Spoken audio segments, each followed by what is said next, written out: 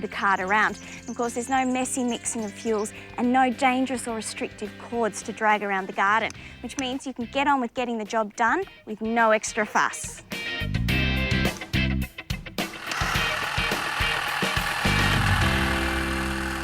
Now for some exciting news. Ryobi have teamed up with the Garden Gurus this season to bring you a fantastic competition.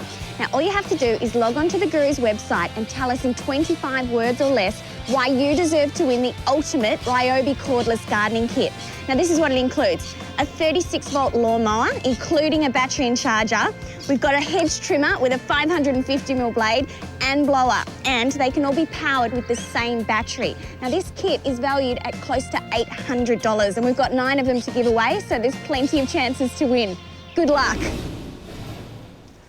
I'm sure you'd all agree, any talk about saving water in the garden without affecting the performance of plants always captures our attention. Well, I'm glad I've got yours, because I'd like to show you a new sprinkler I've helped develop that ticks all the boxes for water-conscious Australian gardeners.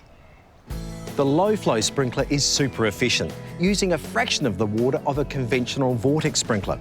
The low flow doesn't dump and waste water. It waters evenly, producing rain-like droplets that soak in gently and deeply, so is ideal for lawns and gardens alike. A problem for many hose-end sprinklers is the amount of water wasted to wind and evaporation by being thrown so high. Well, no problems here. The low flow throws at an extremely low angle and is less affected by wind. It covers up to 10 metres in diameter and can be used with high and low water pressure. It's perfect for starting a new lawn or keeping your existing one going, and you don't need to feel guilty about using this sprinkler. At only 5 litres a minute, it's a water miser.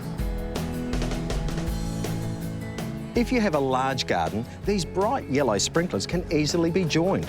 Add a few connector fittings to 4 to 5 metres of hose, and you've got yourself a super cheap and very efficient irrigation system.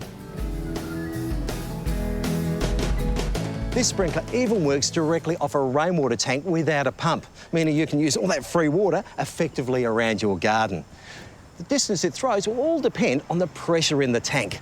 Now, the low-flow sprinkler has won many accolades, including being the first hose-end sprinkler to receive a Smart Approved watermark, and it's been a finalist in both the Save Water and Smart Approved Watermark awards. Now, if you want to find out more information about it and where to buy, head to the website lowflow.com.au. I'm sure you'll find plenty of uses for this bright little beauty in your garden. Earlier in the program, we showed you Celia and Frank Papworth's garden. Celia, I've noticed the property's got a lot of beautiful bougainvilleas all around. It's got some history, hasn't it? Yes, well, it started out as a bougainvillea nursery, and these around here were all planted as our stock plants, so I take cuttings from them. And there's some of the bigger ones that have been here for now 20, 30 years. They're huge, absolutely. And that's how people sort of imagine bougainvilleas, yes. But they're not all like that. This is a good example. Yes, and this is one of the dwarf ones, or the small ones. This is a bambino. What's and the this name? is Ziggy. Ziggy. Yes. Easy to care for? Very easy, yes. Just alternate water and fertilise, prune, and keep the cycle going.